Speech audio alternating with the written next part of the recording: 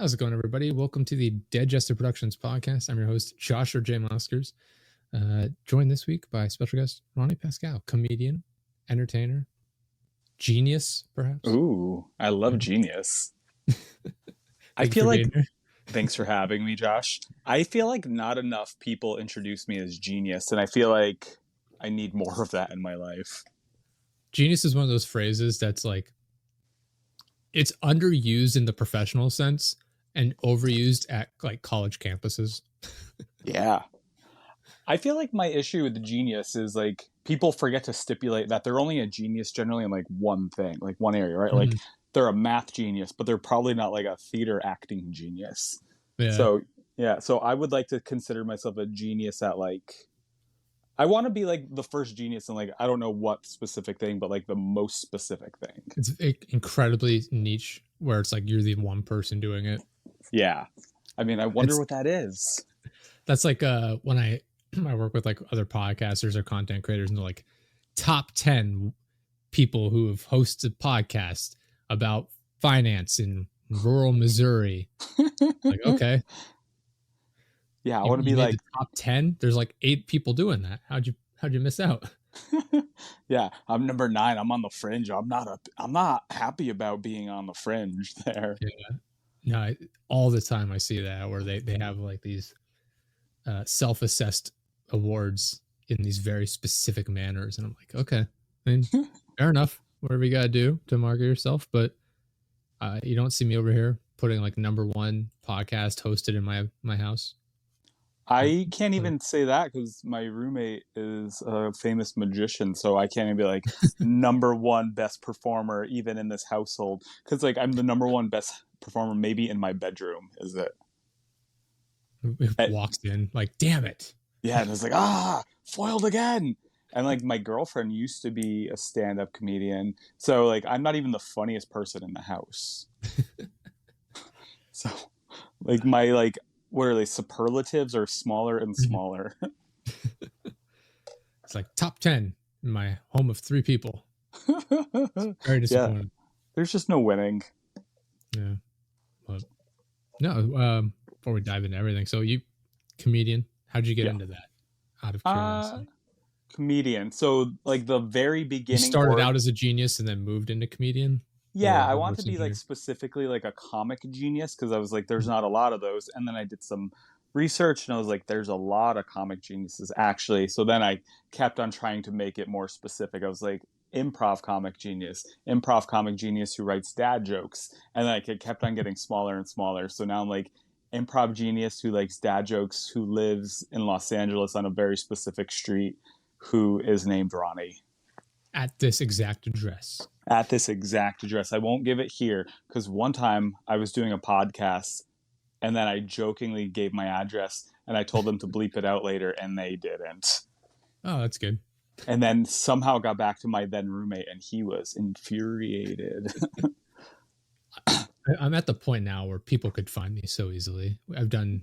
This is episode 219 of this podcast. Mm-hmm. The last show I worked on, we ended at 501. I've done a couple of like on and off ones in between there. So like I've mentioned where I live and I've made so many references to like places I've worked in like local universities and things like that. People could find me so easily if they really wanted to. Yeah. And I welcome it. That could be an entertaining experience, I suppose. Yeah, I was just going to say the same exact thing of like, I want to be stalked. I want paparazzi. Like that's the life like I dream of, and yet nothing. I have like 2 internet fans who like all of my things no matter what. And I'm like, I want more of that. That'd be our luck. It's like, finally I'm gonna be famous. People are stalking me, and like you wind up on the news because your stalker killed you or something. It's like, damn it. Yeah. All right. So improv comedy origin stories real quick was I was a little kid and my brother, my mom, and I were watching the Dick Van Dyke Show. And someone on that show told a joke. And then later on, my brother told my mom that same exact joke. He kind of butchered it a little bit, but he got it mostly right. And my mom died laughing. And I remember in that moment feeling the most amount of jealousy I felt in my entire life. And ever since, so I was maybe like 7 or 8 years old, and then ever since then I memorized every single joke I could find. And then I went to a Catholic school, and I was afraid of like proclaiming I was funny out loud, but I was like a little secret jokester, like a class clown, but not public. Does that Mhm. make sense? And Yeah. the way that I've like likened it in my brain, I don't know if this is offensive or not, but I said I was like the suicide bomber of jokes. Like I was in and out, no one saw it coming, but someone was laughing. I'm sure And that goes then over well at Catholic yeah, school. yeah, Catholic school. I was like a little Catholic boy. It wasn't pretty. And then that was early, like teens, maybe. I don't know. And Mhm. then for the next like 10 years, I was like, whatever, jokes are stupid. Can't make a living doing that. And then when I was like 25, I got passed over for a job promotion that I thought I was getting. And then I said, you know what? I'm moving to New York City and becoming a comedian. And people are like, what are your qualifications? And I was like, don't have any, don't care. And I spent the last now 13 years trying to figure out still, why am I qualified to do this? I mean, is anyone ever qualified to be a comedian? Really? Usually, it's Um, their life you turns into a wreck for a brief period of time, and they use that to create jokes.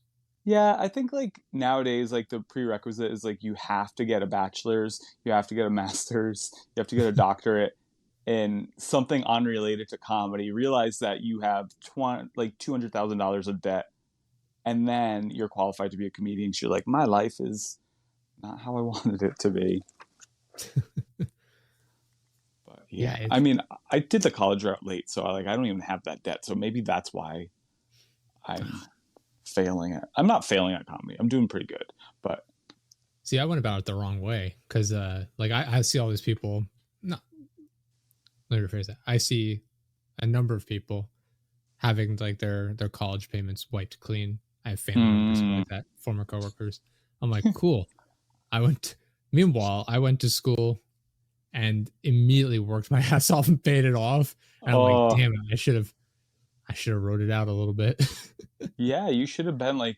That's like one time where like laziness paid off. Not I necessarily know. lazy, but like if you're just paying the minimums, you're Yeah. like, and then Biden's like wiping away Uh, all your my like debt, and you're my just like, ah, family member wise, they were, it was not laziness. It was in school for decades, multiple master's degrees, and I'm like, all right, you know what? Maybe you deserve this one.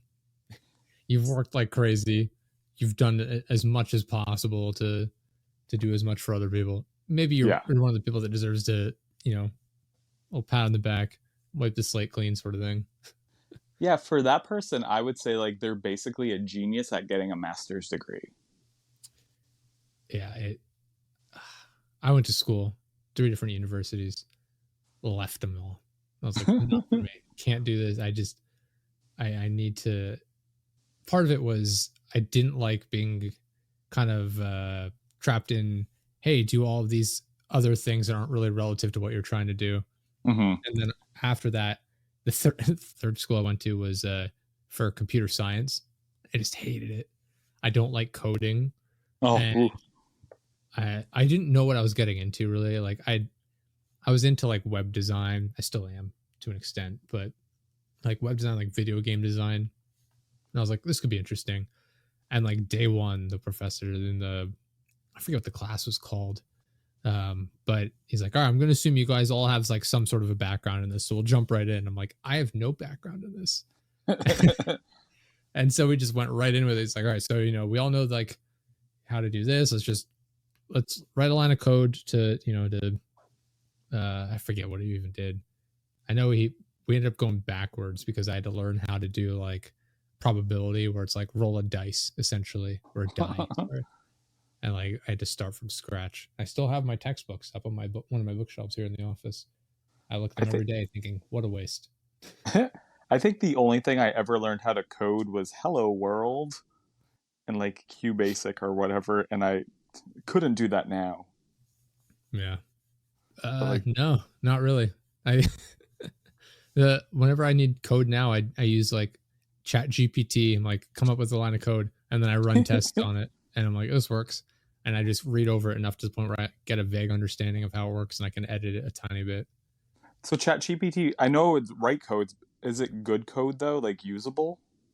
It can be I think part of the problem is it, depending on what you're doing, it's very specific case scenarios. Like I said, I use it more for like website building, Hmm. and it's just a time saver in most cases. But like for example, I'll give it a specific example. I'm working with a company right now who they have a website where they sell products, e-commerce, and then they have, you know, a Facebook shop set up. And the Facebook shop, all of the information on Facebook is taken from their website, which is built through Shopify, which is a e-commerce platform. Mm-hmm. And so like all the data from Shopify is literally taken from the back end and brought straight to Facebook. But on the front, like the customer facing side of things on their website, they don't want a lot of the descriptions for products and stuff like that shown because they have third party apps making it look fancy and whatnot. So I had to go in and enter all of the information for all of the products and then enter code to hide all of that information on the customer Yikes. side of things, but it's still there to be transferred to Facebook. And so I used ChatGPT to like generate a sample line of code. I brought that over to the website and I changed it up until it worked. And then I put that across everything. So it's like trial and error quite a Yeah. bit, but I'm, it gets your foot in the door to the point where it's okay. I have an understanding of what's working out here. Now I I like can that fix it up. because, like, for me, being comedy writer guy, Mhm. I have used. I mean, I haven't used anything that ChatGPT has generated, but I'm Mhm. like curiously, what can you generate, ChatGPT? And I just typed into ChatGPT, write 5 jokes about coding websites. Do you want to hear like one or two of these? Sure. Why did the website developer go broke? I don't Because know. because he didn't know how to code his expenses. Oh my God. All right, one more. Why was the website cold? Why? Because it forgot to wrap itself in a div blanket. Interesting. I don't know what that means. I don't know. I'm not in depth enough with coding to div blanket. What does this mean? Div blanket, DIV. I don't know if I even pronounced that right. I assume You know what? DIV. I can't even find anything about that, to be honest. All right, I'll do one more and then see if this. Why did the website get into trouble at school? Why is that? It kept copying and pasting without citing its sources. Like, what Wow. is. I can see why you're not using this in your routine. Yeah, yeah. There's been like a few times where it's like, I'm stuck on a joke. What happens if I ask ChatGPT for uh any, and it's just always like jokes like this. I was like, good thing it sucks at writing jokes. But what I do use ChatGPT for is prank phone calls. I'm just kidding. Like, wouldn't it be amazing though if it was like the world's best prank phone caller? it it's funny like how I think part of the reason that like ChatGPT is the main example, but like a lot of the AI generators and things like that. I think one of the main issues that you see so many problems popping up with them from is that people don't know how to use them properly. And I count Mm, myself in this group, don't yeah. get me wrong. But like there are specific like if you look at some of like the professionally made prompts to get it to work properly, it's like gibberish. Like it doesn't make sense, but it gets like a very specific answer back. But like most people using it, it's like, hey, ChatGPT, tell me this. And it just provides every bit of information, even remotely relevant to that. So it's like a lot of it is getting it like a specific question or prompt Yeah. to it to get the best response back, which has been like a learning experience for me, generating lines of code and like prompting it to get like ideas for things. Like we use it for, like I said, generating code, but then how to target specific audiences for marketing purposes and uh, getting like specific enough prompts to that is a struggle at times. Because like I'll be like, why don't you come up with like a scenario? I'm paraphrasing. Come up with a scenario like in which we need to market this product, and it's like, okay, here's the age range you break it down in. You know, here's like the uh, salary you'd break it down by, and then I take that and I cross reference it with actual sources to see like how close it is. That But sounds better than how I've used it. yeah, it's mainly the coding thing, to be honest. Like that's the main thing I use it for because it's so much quicker and efficient than like googling something like that. I just typed write a prank phone call script without anything other, because like what you're saying is like you need very specific, and all I wrote I was hope write a prank phone call I hope script. it gives you the idea to have call one Chinese place and then hang up, put them on hold and call another one. That would be a great chat uh, GPT answer. Close, but it like I didn't read the whole thing 'cause it's very long, but it's prank calling a pizza place, Mm. and I was just like, this might be the future, and I don't like it. I use a thing called the Novel AI, which is essentially ChatGPT, but it writes like stories essentially. And I did a thing where my one of my friends is an author, and she's in the process of finishing up her book.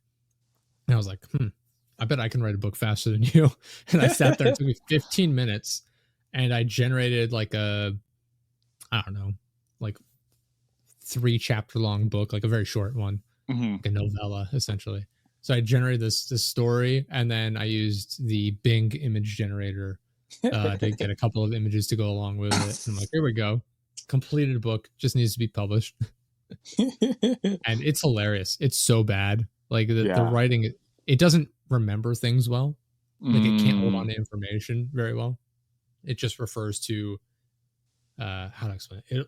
It'll refer back on its previous like text that it's generated, but it doesn't understand it properly. So you'll have a story. It's like, oh, here's Bill and Jim. They're at the supermarket. They run into a friend of theirs. Bill and James will talk to this person. Like it messes up the names immediately, and then it'll lose track of the scenarios and stuff. And it's a lot That's of fun. funny. It's a lot of Yeah. fun to play around with, but there's a long way to go before it's stealing everyone's jobs, like some people make it out to be.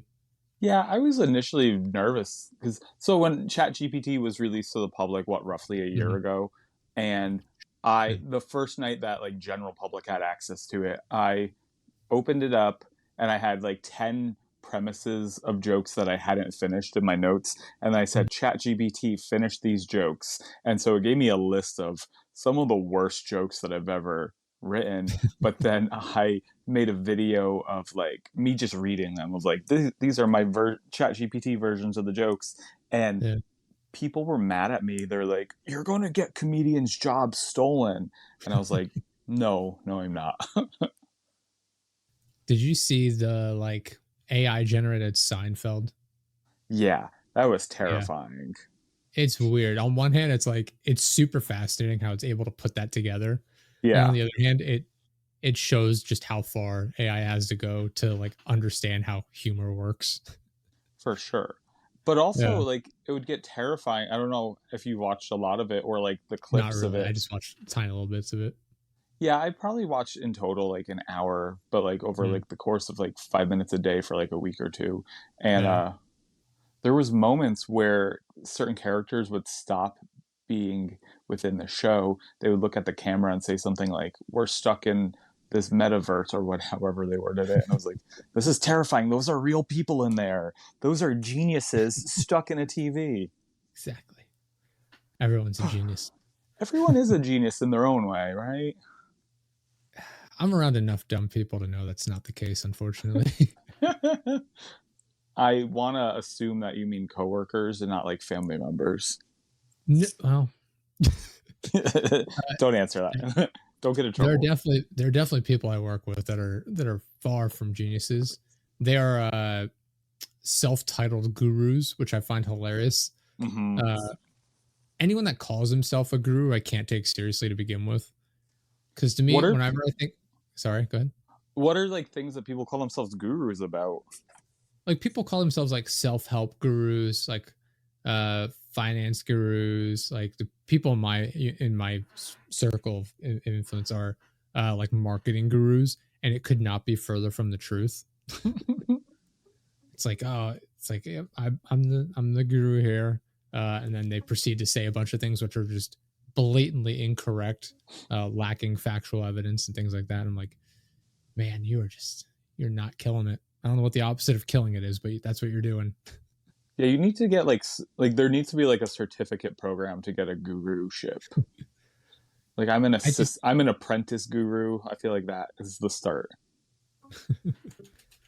Yeah, I don't know why. Every time I hear someone call themselves a guru, I just think of Jeff Bridges as the dude in The Big Lebowski. Yeah.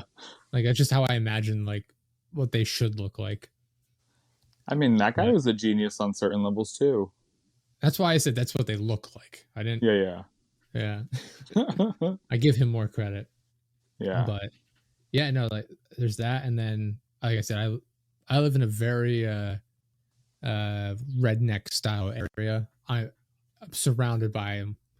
You know, my part time co host Klaus isn't here tonight, but he and I were discussing the other day, uh, just what it's like. I mean, I can hear it now. I've my office is like somewhat like partially soundproofed. It doesn't matter. Their trucks are so loud. Like it's literally like 50% of the population here drives the giant oversized like Ram 1500, Ford F450 trucks. They all have the tires. I don't know what you call it, but it's the tires when they're outside from underneath the body of the vehicle. Got it. And I know what it's you're talking about. I don't know what yeah, they're called either. I don't know what that's called. Um, But there are two things though where I judge a truck. I like a big truck. I'm like, I don't love it. But do they have those spikes on the side of the tires? Sometimes, not always. Yeah, and then I haven't seen these as much, but like I don't know if you remember, like 10 years ago, there was truck nuts that were really popular. I do know that that's rare around here. Uh, Yeah. they wouldn't do that because they won't want something kicking up dust. Everyone around here drives trucks and they don't haul anything in them. They just drive Mm. them to drive them. It's like a status thing. Yeah, And yeah. then the status goes out the window the second they pull up out front of their trailer and they get home. And I'm just like, your Mm. entire life savings are in your vehicle, not your Yeah. family, not your Yeah, those home. Got it. F-150s are a lot of money. The it I'm gonna make this up, so don't quote me on this, but like this is referring back to people I work with. I work going back and forth. Like I'm self-employed, like partially self-employed, and then partially outside of that I work a full-time job as well. So I go into my actual job, I get there, and there's a line of trucks, and they just get it's hilarious because they literally get bigger as you go down the line. And the cheapest one there is like $70,000. Yeah, they're And I'm a, expensive. I'm conservative when it comes to spending money. Like I hoard my money. Yeah, I don't same. like spending on anything. And so like I pull up, I got a Hyundai Kona. I spent like $23,000 on it, which was a lot. That's before the trade-in amount I got and everything on my previous car. So I'm just like, all right, I'm spending a ton of money here. Like I'm gonna keep this car for like 15 years. And I pull up my first day. I'm just like, oh, these are the types of people I'm dealing with. Okay. Oh It's yeah. just every truck completely like spotless, not a speck of dirt on it. You know, it's just never putting anything in the bed because you don't want to scratch up the thing designed to carry like wood and rocks and things like designed to prevent, damage to it when it's hauling stuff. They're like 7 miles per gallon. Oh, it's pathetic. Yeah. Uh, Well, I I could saw in the ramble on about wild. trucks long enough. I'll stop. Well, in the wild the other day, I finally saw my first Elon Musk Cybertruck, and I was Oh like, man. "That thing is hideous." And then I texted my brother, and I said, "Hey, would you drive that?" Because we were stuck in traffic, so I had enough time to take a picture without being Mhm. unsafe. And I was like, "Would you drive this?" And my brother just quoted John Mulaney, famous stand-up, who said, Mhm. "It's the life of luxury," or like the height of luxury, or whatever the quote is. And I was like, I could never, even as a joke, wouldn't It drive that car. that vehicle's been a disaster since Yeah. well before launch. Well, And after launch was launch only here, like what, like a month or two ago? something like it hasn't been long. Yeah. They've had so many issues, and unfortunately, a lot of those issues are persistent throughout all Tesla vehicles. Like Mm. the panels on the body of the vehicle just don't line up properly, which is not great. Uh, they're terrible for repair. This is the Cybertruck in particular. Like the stainless steel finish is terrible for repairs because you have to replace the entire thing. You can't just do a quick repair job like on a normal vehicle. They're Oh, terrible for rust. Uh, the There's that like the self-driving. I do air quotes that you can't see. Self-driving I saw, is mentally saw you somewhat do it. hazardous. Yeah, like they have so many issues with them, known issues, mind you, and it's just push them out. And Yeah. the owner, the company I work with, the one company I work with, he just bought a Tesla, and I was like, yeah, I was looking at them like years ago before they were really popular. I was like curious about it because electric vehicles weren't really popular yet. And I was like, yeah, I just didn't want to get one. I didn't want to be like an early adopter for something like that. And he's like, yeah, they got rid of like all the issues and stuff though. So, you know, now's the time to get one. I'm like, you've got, in my mind, him saying that was like when George Bush says, we did it, mission accomplished. And then we proceeded to stay in the Middle East for another like 15 years, 20 Yeah. years. I just looked up the cost of a Cybertruck. Do you want to guess how much they are? I'm going to say $85,000. Very close. Starting at Oh, 81.8. I So, I knew that. I forget what the original cost was. I remember they did an example, like a comparison rather, of pre-launch, like what they promised, and then after launch what you actually got. And like pre-launch, it was like, I'm gonna make these numbers up for argument's sake, but it was like you can get 500 miles per, not gallon, but 500 miles per charge. It has like this much horsepower and whatever other features. And then it comes out and they're like at launch, they're like, actually it only gets 300 miles per charge and whatever. And they're running tests on it and it gets like 200 at most or something. oh my God. And like the final results, like after launch compared to what they initially promised, you get like a third of the features for like a little over 2 times the cost. I was like, man, what a swindle. Yeah, they won that battle. That and the resale value on them is terrible, because Yeah. if you pay for added features, that gets reset upon resale. So if you pay to unlock like the extra horsepower, Ah. heated seats, the self-driving, So like that you don't gets, even get to sell that. yeah, that gets locked when you resell it. And so the next owner has to repurchase all of that. So like when I was a kid, I'm in my late 30s right now, so like buying video games, they were like this commodity that you could have, that when you were poor you could sell your Yeah. PlayStation back to a store. But now Mhm. video games are all downloaded for like 90% of them, and so they're more so if you buy the cart, so I have a Nintendo Switch, and if I Mhm. buy a used game it's like 20 bucks if you buy the cartridge, but if you buy the used or like the game on the internet it's like 60 bucks, and I'm like I Yeah. can't resell that either. Yeah, it doesn't. It's kind of backwards, the way it works. You'd think the digital version would be cheaper because they're not having to create Yeah. physical product. There's no shipping involved, no manufacturing process. Yeah, it's just a We had bunch of a coders who did work, and I Yeah. mean they do I don't know deserve to be go paid ahead. for their work, but like For sure, for come sure, yeah. on.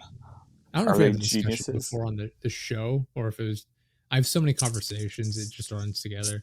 But we are talking about Yeah. like how you can't even buy physical copies of stuff anymore. And so like you lose at a certain point you can't own anything, which is Mm-hmm. frustrating. Because like current video games, like you go out and buy a disc of something, the game's not even on there. It's like 1 megabyte. It's like a Yeah, it's like a key. download code. Yeah, you put it in, it's like, hey, I own this. And then you can download the game and then you can play it, And but you still don't own it. It's super it's frustrating. funny Same thing because with like movies. like 12, 13 years ago, when the game Skyrim came out, you got to Mhm. download all of the game, and I'm sure this is still, I don't game as much as I used to, but I'm sure this is still a thing. You got to download all of the game ahead of time except one file that made it all work. Yeah. And so on launch night, you at like midnight that night you got the key to start the game, and I at that time was like, this is so cool. And Mhm. now as a grown adult I'm like, I want a physical copy. Yeah.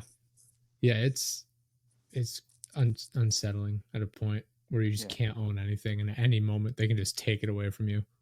Well, my girlfriend and I have been trying to combat that. It's not going well so far, but for Christmas I Pirating. bought, Yeah. yeah, kind of. I love I'm not against pirate. No. I work in Hollywood, so like what is pirating, bro? Uh we bought a Blu-ray player on Christmas, and then Mhm. once a week we go into Goodwill and buy all of the DVDs that we want that are in good shape, and they're like $2 or $3 each. Mhm. Our ultimate goal is to like cut cords and not have streaming networks. But I was like, that's a ridiculous thought, because like there's that's just movies. We're not even getting TV shows at these Goodwill buys. Yeah. Yeah. So I'm we're not fortunate. winning. Like I pay for like I pay for ESPN Hmm. and Paramount, and both of those are for football, soccer. Yeah. That's In it. March And then when Madness, it's I the off, assume. no, I literally just watch soccer. That's it. That's the only thing I watch in the background when I'm working. And then Who, outside of that, once the seasons are done, I turn it off. I unsubscribe until the season's back. who's your That's it. soccer team? Uh, I'm a Barcelona fan. Okay. That's my team. I also watch Roma, AS Roma. Hmm. Um, that's just I watch them. I don't follow them super close or anything. Got And it. then I watch Miami because they're the hot new thing in Yeah. MLS. I But watch LAFC because I live near them, yeah, and they're like so fun. mm, And I think like ML, like I grew up not playing soccer because like, bruh, you play baseball, basketball, football as an American boy in the '90s, and now I'm like, oh my god, soccer players are worth like billions of dollars. not in the Speaking, U.S. The U.S. is bizarre the way they run their league. well, like Messi though, I'm talking about like international stars. Like Oh, Messi's the okay, only yeah, one yeah. in the U.S. who's like, ooh, worth $1 billion. And most of his doesn't come from Yeah, it's playing. It's pre-America. literally well pre coming to the US, but also just like endorsements and things like that. Because I mean, it's so weird. I won't divulge into soccer talk too much, but it's so weird how it works. How they just the cap, like the salary cap, is so low in the US. The Yeah. clubs, I forget if it was, I think it's the organization or something. I forget who said it. They're like, we don't trust the clubs with their own money. They won't spend it properly, and just so every decision is based around really like preventing them from spending money. The way the season is set up is bizarre because like they're just getting into the swing of the season. I think they're 4 weeks in right now, whereas Yeah, the rest something of about like the that. major leagues are like 24, 25 weeks in. So Huh. like they're out of sync with every other major league. And now they're on international break, but Major League Soccer keeps playing anyway. So all of the best players are just gone from the league for a little bit. So it's just dumb. Everything about Yeah. it is set up so poorly. The fact that they have a playoff system is stupid. It's the only league that does that. It's just dumb. They got to cater to our dumb Americans. It's frustrating. They're never gonna become like a top 10 league or anything like that if they keep up what they're doing. There's no relegation. If you can Yeah, finish dead last and there's no consequence. that's true. I feel like there are baseball. I'm a huge baseball fan, and I'm like, there are Mm. teams that I would love to see get relegated down to like single A. That's the point. Like that's the one of the most exciting parts of the leagues. Like you watch the top like 2 3 teams and then you watch the bottom 3 teams to see who makes it and who doesn't. Like it's like one of the most exciting parts about it. Most people don't even care about the bottom 3 teams, but they're excited No, to see like what's going to happen. I want to see more relegation, but in real life. Yeah, We're like, yeah, if you're not a good exactly. teacher, if you're an eighth grade teacher and you suck, you have to go down to like fifth grade for a few years and figure So your shit out before yeah, you you're drop from allowed high to. school back to middle school, back to Yeah, elementary school, then back to like preschool. If you suck really bad, yeah, and if you're you can't teach them how to color in the lines well enough. You just get dropped down. what happens if you are relegated and then you're so bad that you just keep going down? Is there like further down? Talking about real life at this point, I'm Sure. yeah. I mean, in soccer, you just get to the bottom league and you just hang out there. But in Got real it. life, I guess you'd just be fired outright. I was like, I'm So in sorry, your soccer, you teaching could be like license is revoked. so you could be a bottom feeder, but still like you're still a professional soccer player. Yeah, you get if you get low enough down, if you get to the bottom couple of tiers, you start playing with people who have day jobs. There's a I think it's in England right now. I forget. I don't follow the Premier League. But there are teams like that where they have like just spectacular performances, like similar to March Madness with basketball, where you have these Cinderella story teams where no one expects them to do well and they do really well. Where you have teams like that where it's people who literally work as like bankers during the day, and somehow they manage to like upset these big teams and make it far in the tournament. Oh, I love that.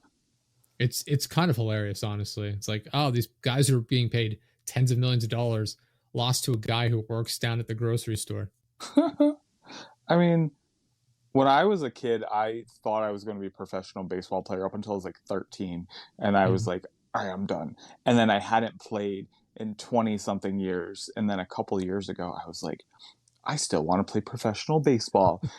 And so I Googled, like, can I be a professional baseball player? And I found a And league. Google just laughs. It's like, No, oh, yeah, Google not even didn't laugh. Google opposite of laughed. It was like, we found a league for you. It's called the Pecos League. And I was like, tell me more, Google. And it's like, if you spend money, you get to play professional baseball. But like, it's the lowest of the low level, but it also costs you money to play the games and to be on the team. It's yeah, you. So instead of getting like any sort of revenue or ticket sales, you're spending like upwards of like $10,000 a year just in insurance. And insurance is probably like, well, you're 40 years old, you haven't played baseball in 25 years, and you smoke and drink. Nah, no, this is a no for me, dog. yeah. I I played baseball until I was 12 or 13. I don't remember. And the reason I quit was because one of the coaches we moved. I guess it would have been 13 because when you move up to the teener league, the coaches changed, and one of the coaches there sucked, and the head coach, his son decided he wanted to play second base, which was my position, and Mm-hmm. I was like, but I always play second base. He's like, well, you're going to play in the outfield now. I didn't like that. And I said, well, we should take turns. He said, no, you're just going to be in the outfield. And I guess he didn't like that I gave him a hard time. So in batting practice, he would hit me with pitches routinely. And I was like, this sucks. I'm fucking done. Yeah. I mean, Yeah. I I don't know Ruined if it the for me. reason, I would have been the greatest of all time, probably. I was a baseball genius. yeah, like on a Mike Trout level, I'm told. Yeah. In all honesty, like I was above average, but like as a child. So Yeah, who same. knows? Who knows? Right. Like I'm not, who knows as in who knows how good I actually was. I'm not great by any means, but like I could field really well, and I got on base a lot, but it I also just kind of stood there and let them throw the ball because I knew they couldn't hit the strike zone. Yeah, I remember But like my first little league game ever. I couldn't hit. Yeah, I was terrible. I was really good. I excelled in t-ball, so good, and I uh, was like, I'm the best baseball player ever. And then I got to coach pitch, and I was like pretty good because they're throwing the ball like 20 miles an hour, yeah, crushing it as you do. And then I get up to little league when they're throwing, I don't know what, 50 miles an hour, and you're like, sure. oh my god, they're throwing gas at me. And but I couldn't hit the ball, so first game didn't swing at all, and I walked. And then I stole second and third and home all on like Yeah, two plays because that like catchers can't throw you out. yeah. I had a very similar thing happen once where it was muddy, which is part of what helped. But I forget how I got on base, but I was on third base, and they I guess I'm conflating two different stories. I had an inside the park home run once because it was muddy. And I bunted, went down the mud, and the catcher couldn't pick it out properly. And then by the time he got out, he panicked because I was so close to first base that he just threw it way into the outfield.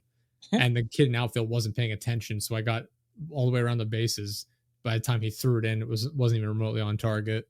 And then the other time I forget how I got on base, but I was on third, and one of my teammates was on second base. There was a wild pitch, and I almost went. I was like, "Oh crap!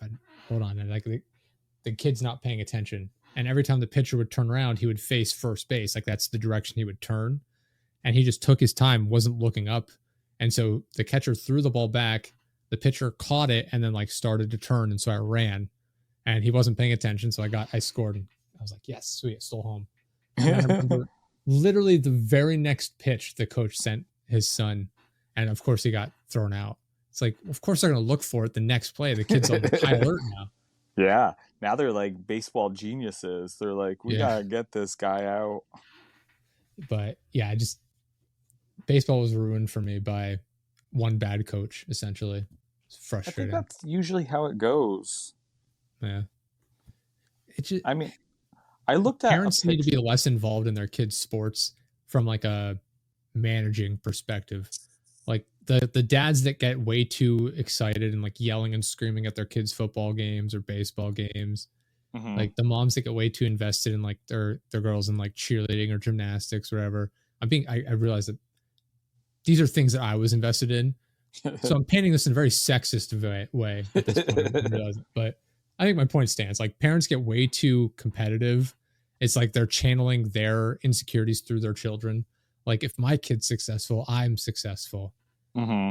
It's frustrating. It's so frustrating because then at the end of the day, the kids are just miserable.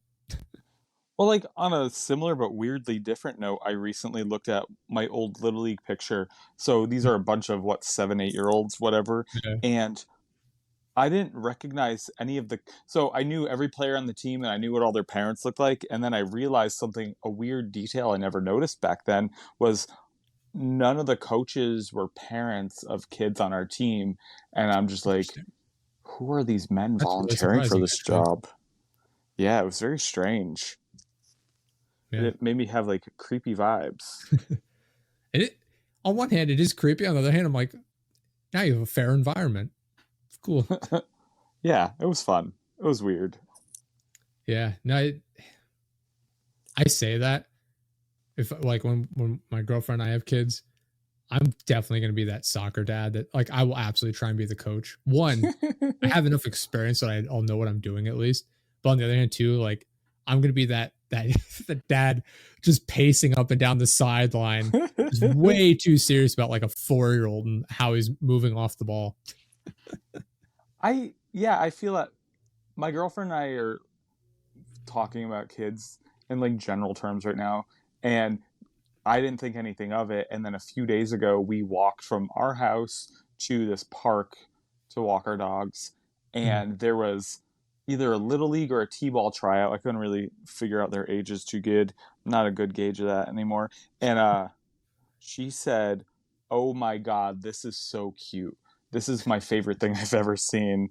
And I was just like, "You think this is cute?" And then I was like, "Oh my god, I see the dad yelling." And I was like, "I should be upset by this, but this is what I think is cute, is the dad yelling." I was like, "Yeah, dad, get in their butts." Not like, ugh, that's, wait, I want to Phrase rephrase that that. perfectly. Yeah. Yeah, yeah. You don't have to No, cut that out if you don't going want back to to. say, I also can't tell people's ages. Like I even when I was in school, when I was like a senior in high school, the kids that were freshmen looked like they were like 7 years old. It was so bizarre. I don't know if you had a similar experience, but it was shocking. And like Have you I seen look at, kids now? not really. I live in the middle of nowhere, so we don't get a lot of foot traffic. Oh, they But they look so young. it's weird, like because I look back like I went through my high school yearbook the other day, like a Hmm. week or two ago, because I was rearranging the office for the thousandth time. And like I looked at it when my freshman yearbook, and I looked at the seniors in there. I'm like, God damn, they all look like they're in like their 30s by comparison. It was bizarre. And if you go back and look at like a yearbooks from like the like 19 like 90s or something, they all look like actual full grown adults compared to like when I was in school. It's so weird how like people just keep looking younger and younger and younger. Yeah, there's this like yearbook picture of Steve Martin, the comedian, that just pops up on the internet every now and then. You're like, he was Yeah. 40 years old in high school somehow. Yeah. It's like, oh, good for him. Because I remember like seeing my grandfather has like so many photos of him when he was just out right after he graduated, joined the military. And like he literally looks like himself as like a man pushing 90. It's just like same facial structure, like obviously more hair, doesn't have all the wrinkles, but he looked like a middle-aged man. And Yeah. it's like it's so weird. If you look close enough in my high school yearbook picture, you could see the bald spots in my hair, and you could see like the walker that I had to use to get to the photo shoot. So I was like, Yeah, ah, it's bizarre. And then you go to my photo and it's not there because they fucked up.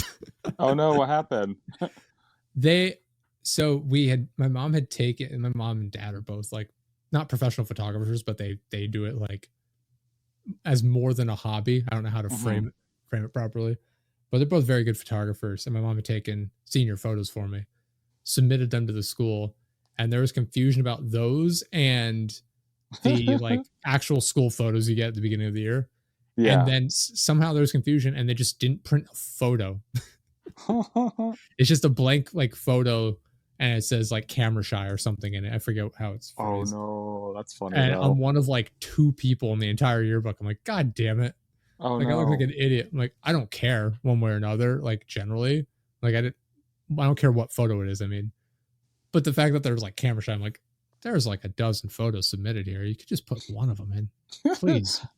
I like that better than like I have a proper yearbook picture because I did pay for those, but I don't have a proper prom picture because my mom was like, I'm not going to have you pay $250 or whatever the amount was to get. I don't even know if they charged you. Like, when you walk into prom, there's that like photo booth I've situation. never been to prom. I did not like event. I don't like large scale events, so Oh, I'm like paranoid of it. So that I never went. you might like this story then. I didn't plan on going to prom, but my mom was a teenager when she had me, right? And Mhm. so she didn't finish high school. She went back and got her GED later, but they don't have a prom for GED, unfortunately. And when I was graduating high school, she was like, I need to vicariously live the prom experience through you. And I was like, I don't want to do that. And then my mom was like, you're going to prom and I had just started dating my first serious girlfriend. We were like 3 months into our relationship, and my mom was like, you're going to take Justine, you're going to buy her a dress, you're going to pay for a tuxedo, you're going to rent a limo, and I'm going to pay for a hotel room for y'all for after. And I was like, that's the most disgusting thing that's ever happened in my entire life. And she goes, as long as you tell me all of the stories later. And I was like, absolutely not. You But just make up the unfortunately, most grotesque thing imaginable. Like, yeah, in hindsight, that's what I should have done. Instead, I was just like, we went, we danced, and we came home. She goes, did you guys stay in a hotel room? I was like, yeah, but we slept in separate beds because my mom messed up and got us a room with two twin beds or two queen beds, whatever the smallest one is. yeah. Instead of like, I know what my mom wanted like babies young, so she was probably like, this will be my chance to be a young grandma. And then we're like, you've been foiled, lady. It turns out I'm a eunuch. Oh, Yes, I am a eunuch. I am dead. I'm both dead inside and down there. no, I've gotten over it because I do like I don't do public speaking, but I have to speak in public for work Mm-hmm. somewhat regularly. But at the time, like I was, and even to this day, like I don't like being in public, like large, even family like gatherings. Like I don't enjoy it. I don't like being around large groups of people, um, unless I'm in like control of the situation. Like we're planning our wedding coming up for the end of the year here, Oh, and nice. it's one of those things where I'm like, I'm not looking forward to it because I don't like I said, don't like the idea of being around a ton of people, and especially being the center of attention. But on the other hand, I get to be in complete control of what happens or doesn't happen. So I'm not like worried about it. Um, I'm still on the fence of whether or not I want to give a speech because it'll inevitably turn into me just roasting my family. Oh my But god, that's the best thing. I can also see like her side of the family being upset by that, where it just seems like I'm berating people. But who knows? But yeah, going back to like I never went to prom because I just at the time I was like, a teenager and like paranoid of being around groups of people, and like any insecurity you can imagine is always like racing through my mind at that age. Yeah. And my friend's like, oh, you're not gonna go, whatever. I'm like, no, I'm not gonna go. I don't want to. He's like, he's like, yeah, whatever. And he went, and I spent the night hanging out with his sister instead. I never I, it was his fault. I never told, but our other friend knew about it. We all lived in the same like housing development together. The three of us, we were all in the same class, same grade, and we so every day, like once he was able to drive, he'd come and pick us up because it's literally like 5 houses away, and so he'd drive all three of us to school. And his sister was in a year younger than us, and so we'd drive to school, and I would be crammed into the back. He had a Ford Mustang like coupe, I guess. I don't know Mm-hmm. the different models of Mustangs, but just cramped in the back, so we're just pressed up against each other, and that was our experience for like a year. And so we got very familiar with one another, and so I we just chat every once in a while, and then we'd get to school and like we'd all start the day in different classes. But her and I went to like next door classes, and so I just walk with her to class, and we became friends, and we just started hanging out, and it was just hilarious watching him like shit talk his sister, like, brother and sister, like they'd shit talk her or whatever, and I'd roll to punches or whatever. And then like I'm just sitting in the back watching her like side eye me the entire time, downplaying the fact that we were hanging out and spending time together. But I like that. it was a good prom on my end, not going to prom.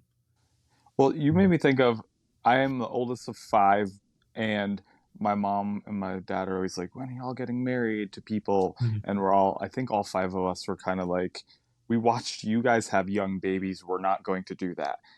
And we're all like smart, reasonable humans and whatever. And then Yeah. a few years ago, the first of us got married, but Mhm. they like The first to fall, as they say. Yeah. the first to fall. Yeah, I'm fine with that. And him and his girlfriend were together for a while before they got married, but then they eloped. Mm. And they just kind of went to City Hall, got married. And in hindsight, listening to you talk, I thought something that I never thought before, and it makes me sad now. They probably got married in that setting, didn't invite anyone because they didn't want me to mess up their wedding by like roasting everyone. They're like, we know what Ronnie's gonna do. I would be absolutely fine with doing that. Like that's one of the things I told my girlfriend. I was like, I'd love to do that. Saves a bunch of money. Don't have to deal with the hassle of everything. And instead, we went the opposite route where it's like we're not inviting, but we're inviting like just under 100 people, which is not a lot by Yeah. most wedding standards, I guess. But it's just like all the costs add up so quickly. I'm just like, man, this could have been basically free. Every time she bitches and complains about something costing a lot, I'm like, yeah, I'm paying for it. Thank you. I'll Do pay you know for what that, I City guess. Hall costs though? I don't. I have no idea. Never been married before. Don't know any of the costs typically. Yeah, me either. I'm gonna look that up right now. Marriage license costs. Yeah, it can't be that much realistically, I'd imagine. I mean, a Well, couple $100 is fine. so I'm in Los Angeles, so that's what I looked up. $91. Oh, jeez. Oh, so much better. Yeah, and then I bet you don't have to. Oh, and since I assume, I don't know specifically what city you live in, but I just did Pittsburgh just because I assume that's closest to you. $80 in Pittsburgh. Interesting. And then I live in a Philly. small town, so it's probably dirt cheap. Philly's 90, so it's like somewhere between 80 I'm gonna and say 90. $75 probably where I live. If it's Oh my God! cheaper See, being in a rural area. oh, but if you want a Quaker license, it's $100 in Philly. Oh my God. I don't know that Quakers are more famous or something there. I don't really know.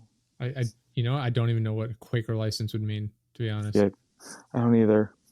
I spent very little time in Pennsylvania. I looked it up for my town and it sent me to MapQuest for some reason, which I've not seen MapQuest in like 2 decades. Yeah. Oh my God. I used to have MapQuest before, like, I mean, for the young kids listening, MapQuest is Google Maps before there's $40, by the way. I'm sorry to cut you off. $40. Yeah, that's amazing. And so I used to use MapQuest, but I didn't have like a printer or anything. So I would handwrite all the directions. and my father would call me up. He's like, you gave me directions to the wrong place. Can you get me to where I'm supposed to be? And I'm like, that'll be another $40, please. I remember my stepdad got a GPS right when they were first starting to get like popular, but he didn't use it properly. Like we'd be going to like a specific like state park for like camping, and he would just type in the name of the nearby town and just not, I mean like a specific address, just the name of the town. And so it just puts you on a random dot near the town. And so we would be like, I remember the one time we could see the park, right? We're across this pond from it. And it's like, there's the park right there. We can see it. We don't know how to get to it. And we're just driving around on this back road, unsure of how to get back to the main road and back to the park. I'm just like, man, just, you couldn't put in the full address, could you? But yeah, going back to like the wedding talk, like I'm like trying to figure out how I want to handle it if I give a speech, because like, I know my default is, which is keep roasting people or just making specific jokes and references, and to the point where no one gets what I'm talking about, where I just narrow down the audience further and further until no one gets it. I'm just laughing to myself, and it's no fun for anyone else, which I'm fine with, but it seems like a bad experience for everyone. to like go back to what we started with, like the more specific you get, the more likely you are to be a genius, right? So like I guess. your references will be like genius level at that point. I Like, already make a ton of references that my girlfriend doesn't get because yeah. like I remember watching like Monty Python, Flying Mm-hmm. Circus growing up. Just odds and ends like films and stuff like that growing up. Like, I spent a lot of time with my grandfather and my grandmother growing up, and like they would have on all these weird old movies and TV shows and stuff like that. And so I would have all these weird obscure references that people in my age group normally wouldn't get. And so I'll make jokes and they'll be like, "What are you talking about?" That's what it's like all the time with my girlfriend. That and the fact that I just improv shit all the time, Mm-hmm. like randomly. So it doesn't make any sense. There's no rhyme or reason to it. I'll just start doing accents for the hell of it and just talking for the sake of it. And she will get so confused and won't know if I'm doing a bit in Mm-hmm. reference to something or just saying shit. And I refuse to give in and acknowledge what she's saying.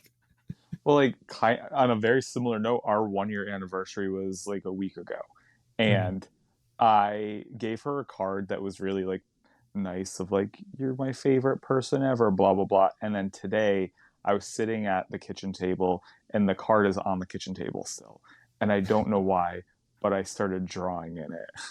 And I imagine when she gets home, she's going to be weirded out. But like, it's a bit very similar to what you're talking about, where I Mhm. drew Bart Simpson, and Bart Simpson says something like, "Hey, girl, how you doing?" or something really dumb like that. And Yeah. then Homer Simpson, I drew next to Bart, and Homer says, "That's not how to pick up a lady. The way to pick up a lady is to say whatever, like a dumb pickup line." And Mhm. then I drew Grandpa Simpson next to that, and it said, "Back in my day, the way that you picked up a lady was to buy her a jar of peanut butter and tell her you fancy her." And like none of that is rooted in anything we've ever talked about. Yeah. And so when she sees that today, I assume when she gets home, she's gonna be like, "What the fuck were you doing?" And I'd be like, "I don't know." Yeah. No, one of my favorite bits to do is like we'll be cleaning dishes after dinner, and I will just go into a rant where it's like a Spanish soap opera, and then British people show up or something like that, and it's just there's no rhyme or reason. I just stick to the accents I'm capable of doing. Mm-hmm. Every once in a while, I'll break out like South Africa or something. Oh, what's that one sound like? Or not South, like Uganda or Mm-hmm. something in Africa. I'm not good enough to tell you all the accents in Africa, but Yeah, it's just yeah. like oh, you think you can do that? You cannot do that. Like stuff like I'm not good at it, mind you, but like stuff like that, and it there's this I just make up a storyline on the spot and just roll with it, and she is trying to figure out if I'm referencing something that we've watched together or like anything at all. And no, never is. Never Yeah. is. But I just keep it going for like 15 minutes and it just annoys the hell out of her, but it's hilarious to me. Well, But that's the kind of shit I do at my wedding. And people are going to get really upset about it, I but it might love be that. worth it for me. Like the other day, I pulled a prank on my girlfriend that I wasn't planning on pulling, and to me, it Mhm. was the funniest thing in the world. And she was clearly not amused. Yeah. But we were at Target, and I was trying to do a bit.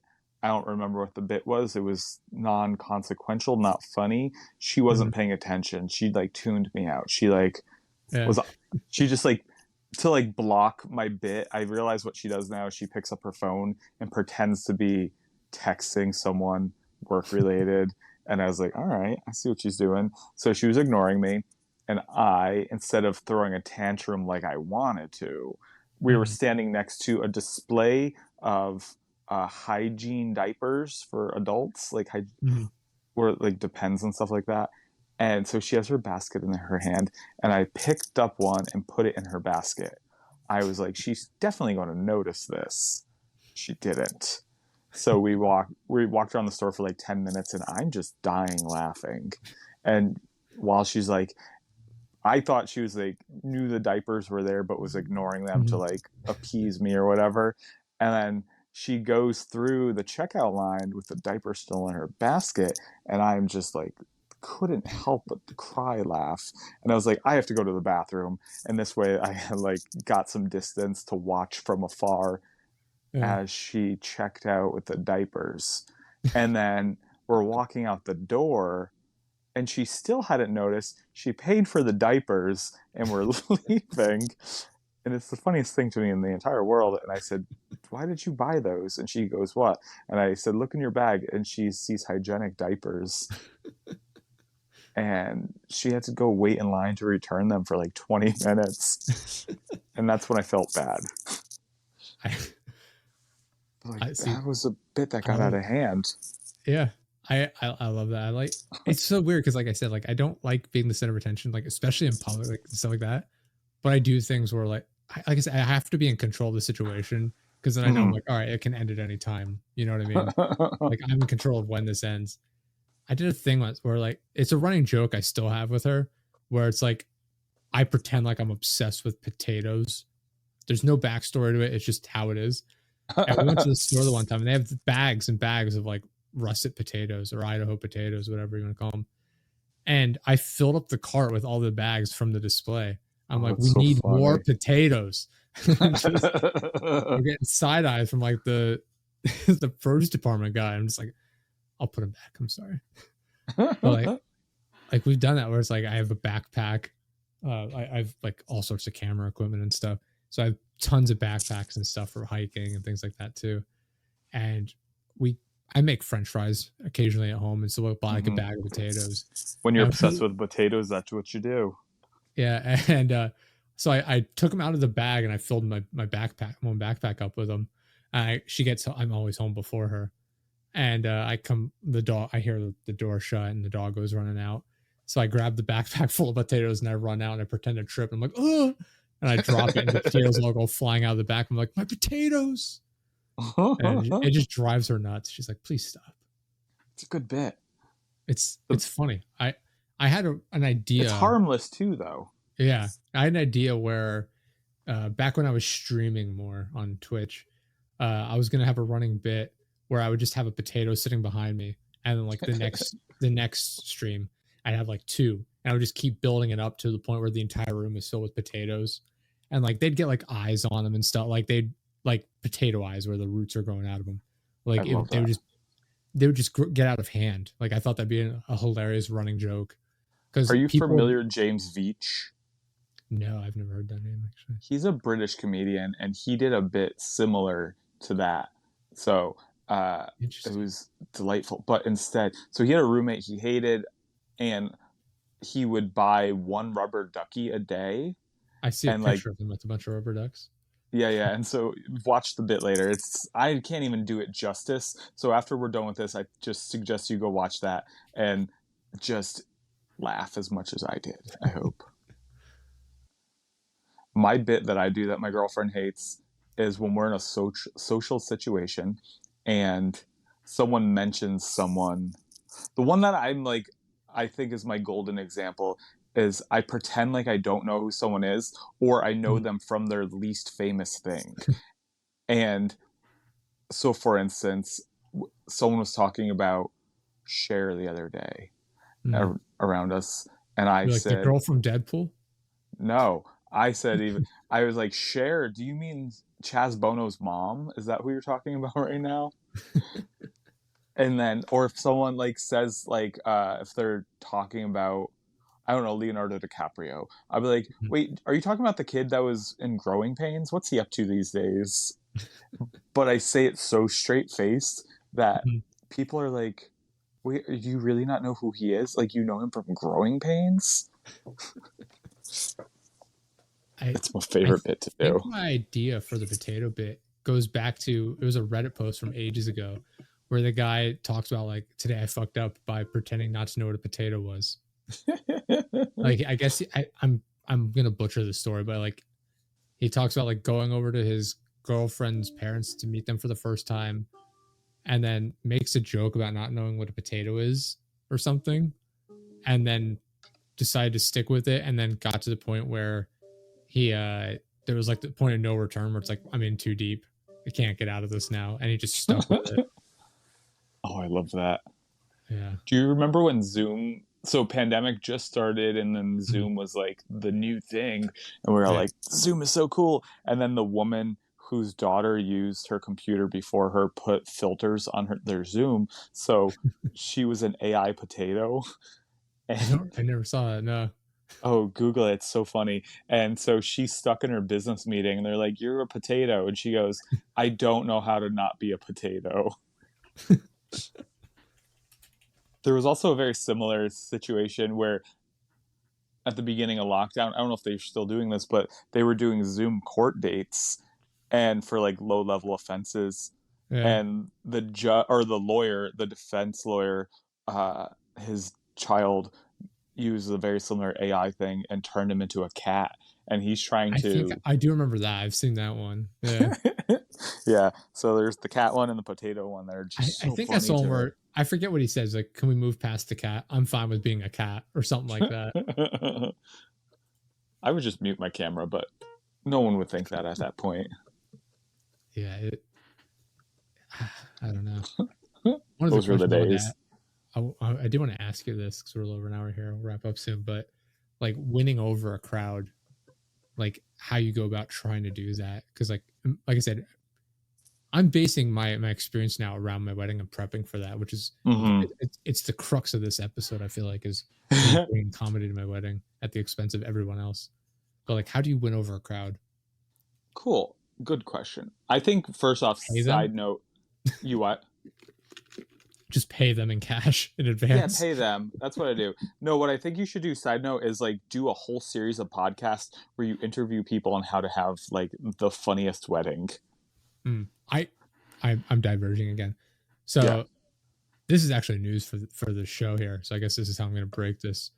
But I one of the things I've always said is like the reason I do the show is because I enjoy it, meeting new people and getting to chat with them. But I have so much going on in my life now that I'm exhausted, and Mm-hmm. part of that stems from I still enjoy meeting people on the show here and talking to them, but part of it stems from the behind the scenes stuff of like editing and promoting and things like that. So I'm thinking I'm going to end the show here at like episode 250, which is Mm-hmm. 31 episodes away. The final episode will come out the week of my wedding, like 3 days after my wedding.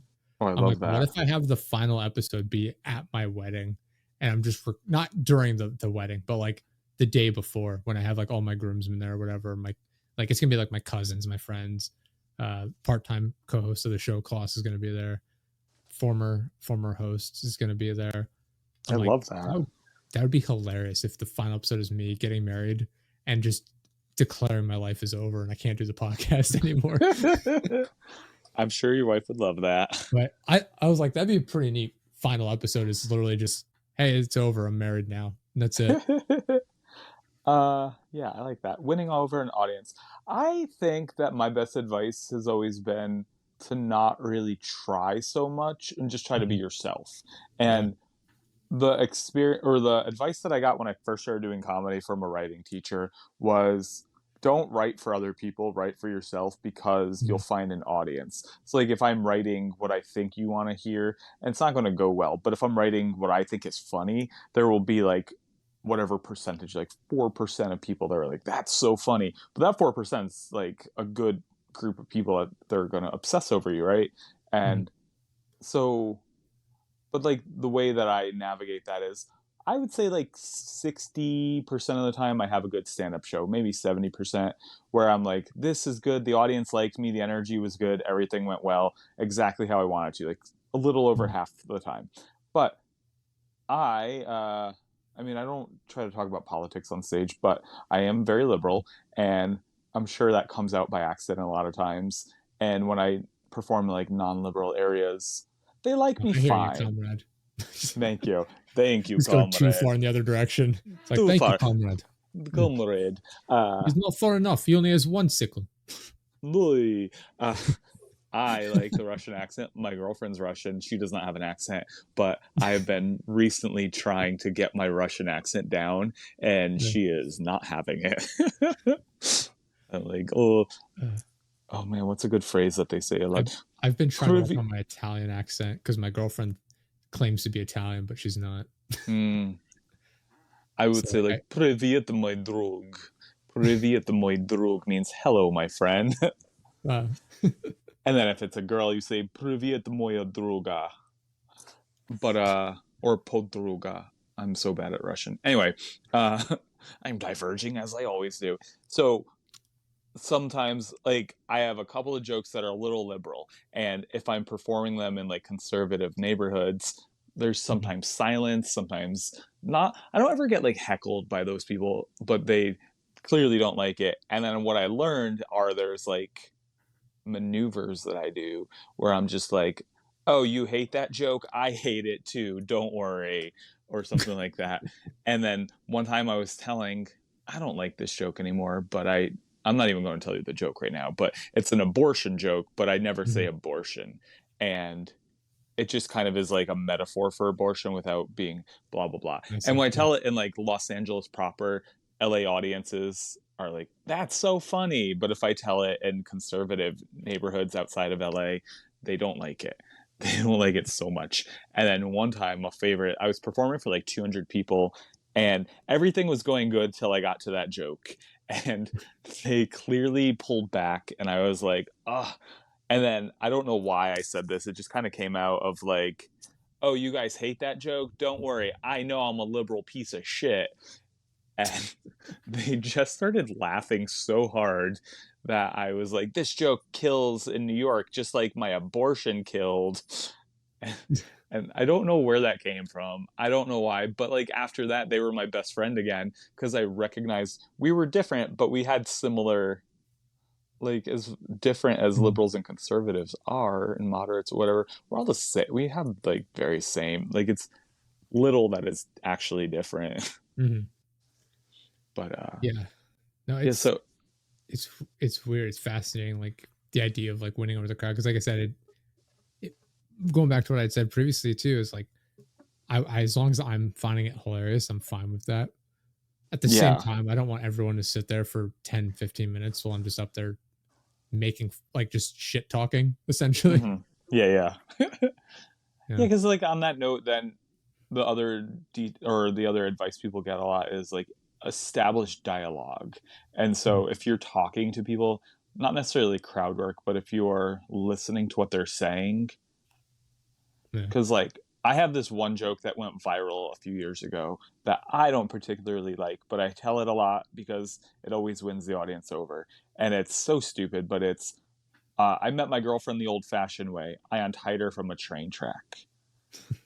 It's so dumb, right? But Yeah. like it went viral, and if like 90% of the time, if I email a comedy club booker, I was like, hey, can I do your show? And they're like, yeah, we saw your train track joke. We loved it. And I was like, oh, why is that the joke that everyone finds? I hate it. But anyway, I was struggling in a show in a conservative neighborhood again recently. And I was like, all right, maybe I'll tell the train track joke ahead of time and that'll win them over. And I told it. And instead of uproarious laughter like I normally get, it was quiet. It They're was pro just women being tied to train tracks. I get your they're drift. pro women. They love it. They love a twirly mustached villain. And I was just like, what do I do? And then there was dead silence, and this one woman just broke the silence by yelling, no. And I said, oh, you hate that joke? I hate myself for writing that joke. And then the audience laughed and was on my side again. So I felt like just by listening and having a dialogue, they were Mhm. down again. Fair enough. Yeah, Yeah. it's fascinating. I remember I took a public speaking course my freshman year of college, and it was nerve wracking because I had not done any like public speaking or anything before then.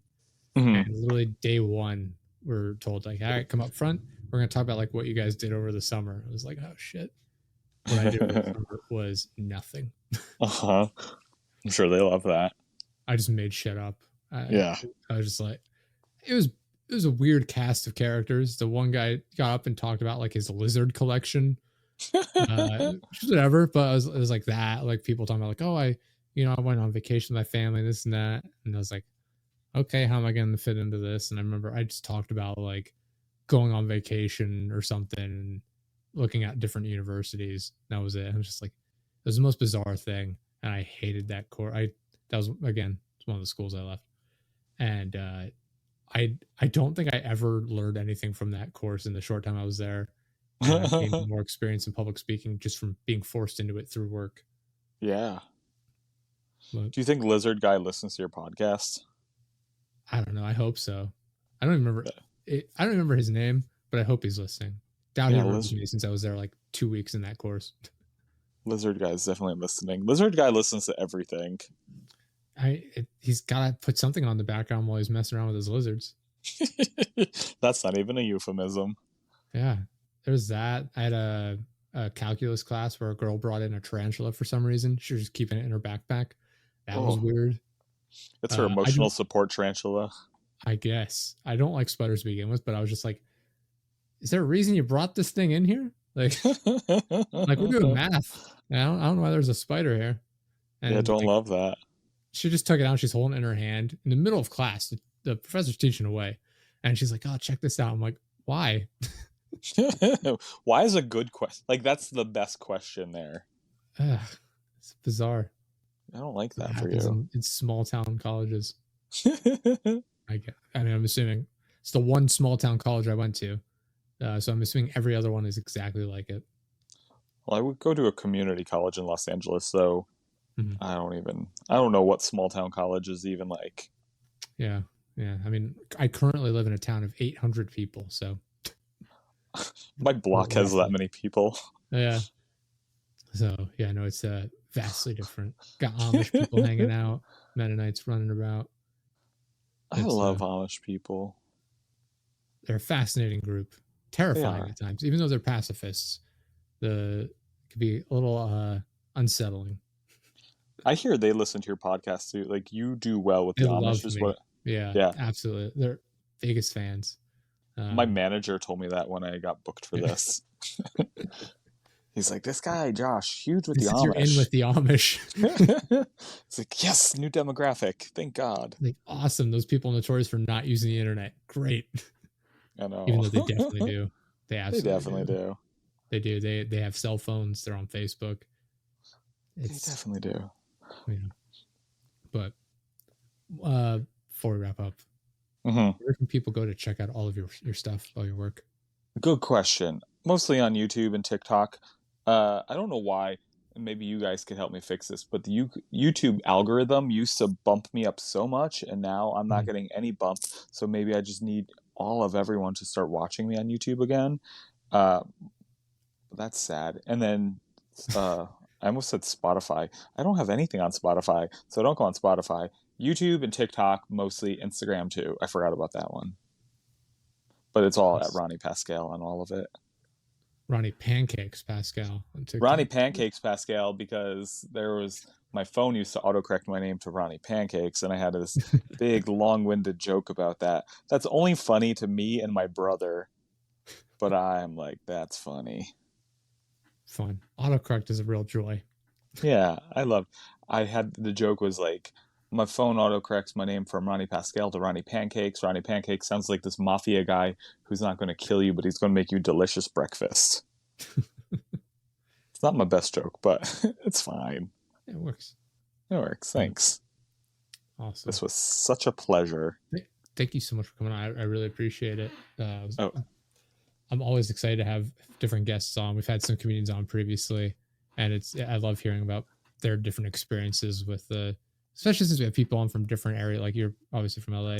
We have people on from like the Midwest and from the East Coast here as well. And seeing their different experiences from different areas is always cool to me. I appreciate not immediately lashing out if I say random people in front of businesses. It's always good. I hope you believe that the atmosphere is real. The people who hear that but don't know what we talked about before we started recording are going to be like, what is he even talking about? I hope that everyone that hears this knows exactly what I'm talking about, since it was all recorded and released. I'm gonna keep this in real quick. We did that episode, right? And we were blown away by this guy. It's crazy. We're just like, what is he talking about? This guy's he's screaming, banging on his desk and whatever. And we're just like, what? But I should mention, the entire time he's getting angrier and angrier at my co-host. And I'm sitting here fact checking him in real time. and he just keeps getting angry at my co-host, calling him an idiot, and then apologizing on my behalf, saying, "I'm sorry, Josh, you have to put up with this guy," even though I'm the one fact checking him in real time and like arguing with him. And for some reason, he blamed the co-host and not me. But we're just blown away by this guy. It's the only episode we've ever done where after the fact, he and I stayed, my co-host and I stayed on the call. We cut it and then started a second call. And we had both of our girlfriends come on and chat about it. And we'd be like, what are your thoughts on this guy? And I went back because the call had ended. So I was able to replay his audio. And I was like, listen to this. Like, it's the only episode we've ever done where we had the 30-minute extra that we recorded after that. I never released it. I never released it because I don't want to put out an entire episode just shit talking a guest. I think that's incredibly rude. I'm happy to talk about it, but like I don't, especially immediately afterwards, I'm like, this guy was bizarre. Fascinating. It was a great time. Like I loved it. I don't think it was a very particularly entertaining episode. I think it was probably frustrating for people to listen to, quite honestly. But I didn't want to waste it, so I put it out there. Yeah, that's the only thing to do. But yeah, we've had some weird guests on, to say the least.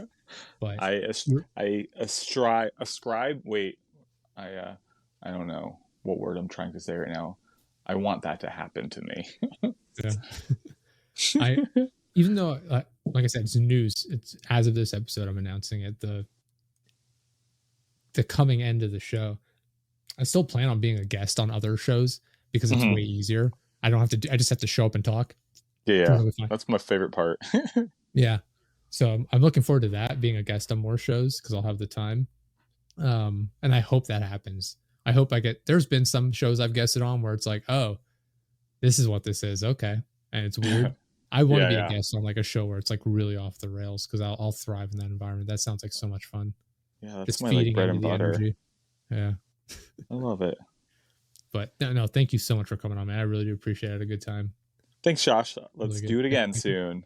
Yeah, and thank you everyone for listening. Appreciate it. Go check out all this stuff and see you guys next time. See ya. Bye.